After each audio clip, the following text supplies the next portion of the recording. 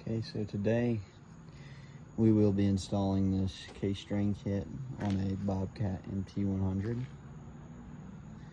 Let's go ahead and get started. The thing you're going to do is remove your top hydraulic hose.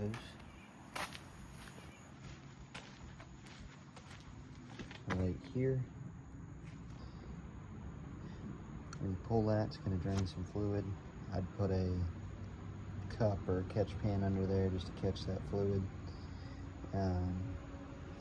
Now you're going to remove that nut there. What you're going to do is take your your longer fitting right here. You're going to put it through this piece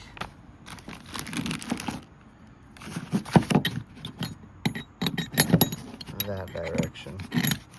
And you're going to take your bolt and put it on the back side of that. Now what you're going to do is you're going to take this right here. You are going to put it on there, just like that. Put this through there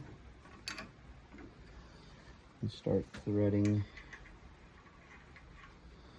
that nut on.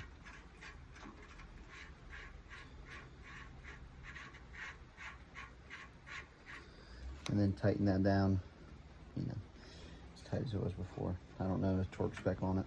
So next thing you're going to want to do here is reinstall, not reinstall that, but install the hose on the back. And then while this is still loose, I'm going to try and push it down and then get behind this and run that hose up the line just like that. Time to route this is on top of your two hydraulic lines up there, routed above. It'll shoot up to about, it'll come out of that end really, and then you know, hook it up right there. Put these two on. Now I'm going to tighten everything down there. Next thing is this. Just pull the plug out and screw it on. Use a wrench now to tighten that down.